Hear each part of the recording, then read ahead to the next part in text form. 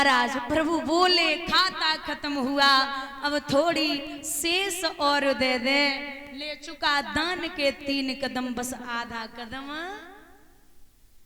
आधे कदम की जगह नाए है। राजा बलि की पत्नी थी जिसका नाम था विंध्यावती।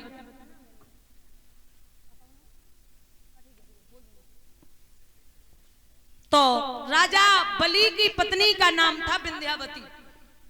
उसने देखा कि पति तो लुटे जा रहे, बहुत चालाक थी महाराज। बोलिए तो आओ, भगवान बोले हाँ। बोले हमें जब बताओ तुम दान लेवे को आए गए, हमारे सवाल को जवाब दे दो, आधो कदम मिल जाए। बोले हाँ पूछो। बोले दान बड़ा होता है या दानी?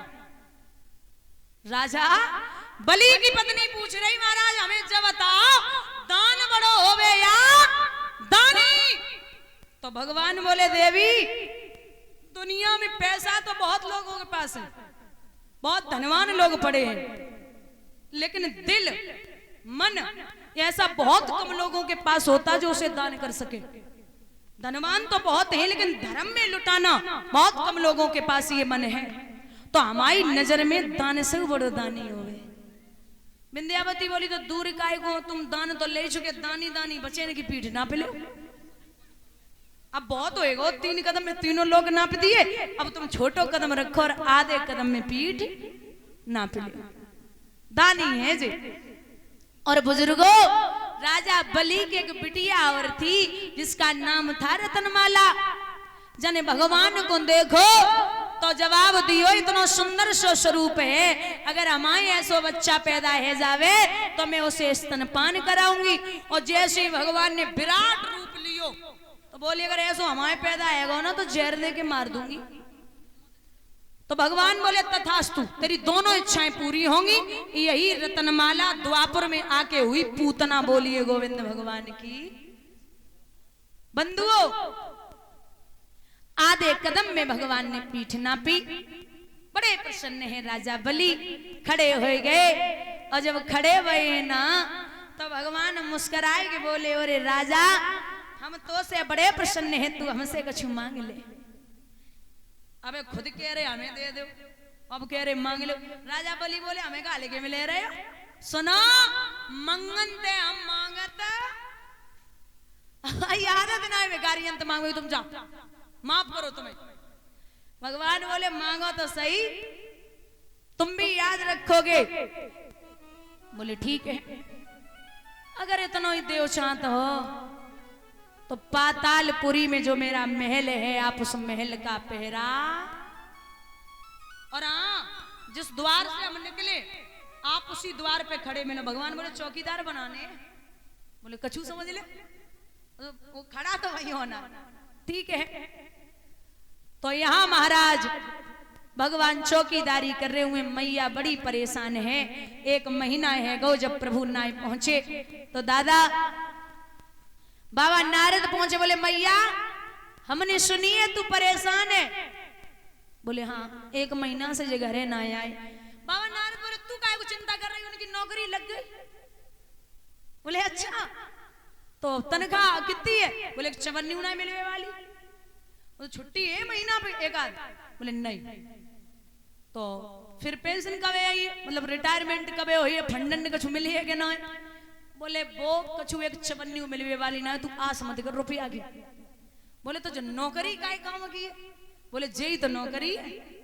भगवान तुम्हारे हमेशा बोलते थे कि मैं हमेशा जाता हूँ लोगों को परेशान करता हूँ। तो सुनो वो हमेशा ये भी कहते हैं कि भक्तन ने मोको नाना वाती न चाहिए।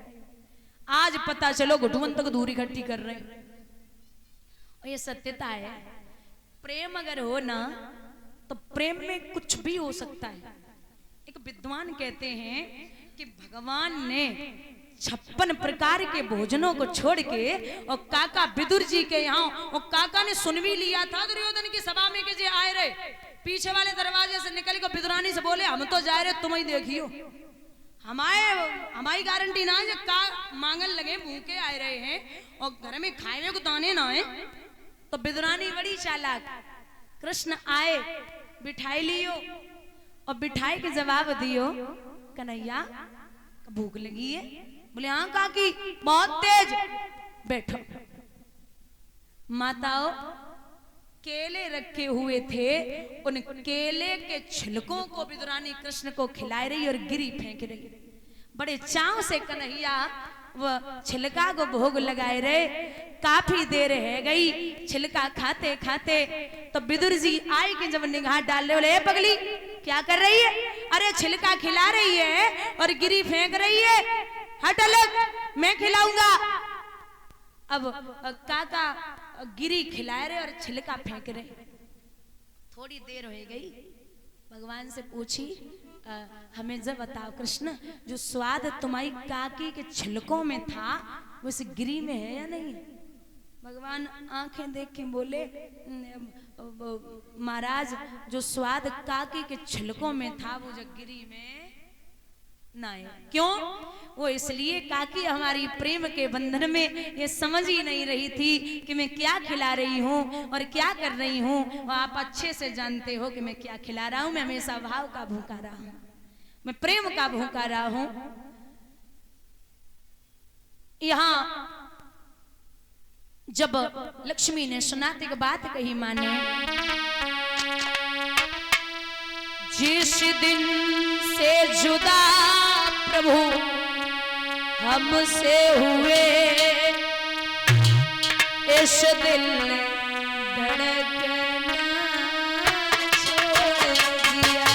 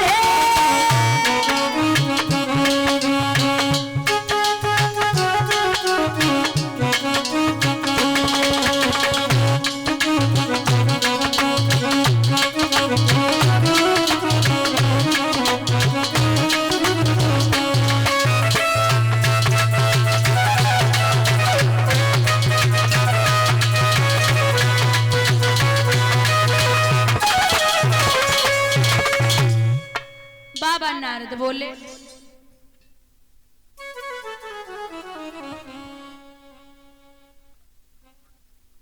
ऐसे नहीं, बजाओ और थोड़ी।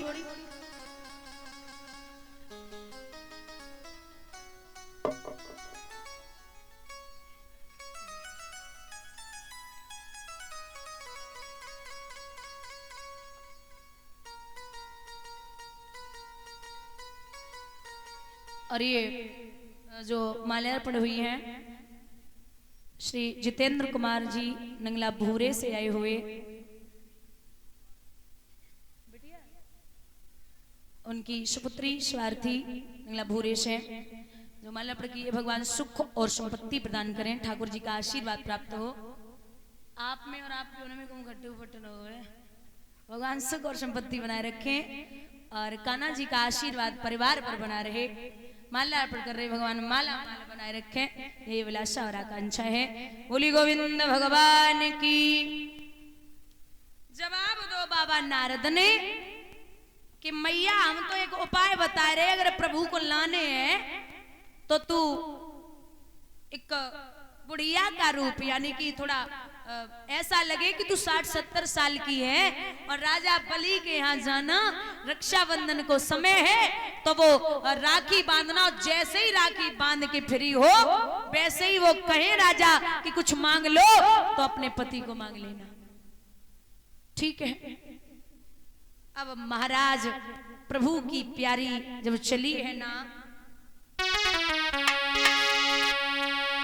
हरि की प्यारी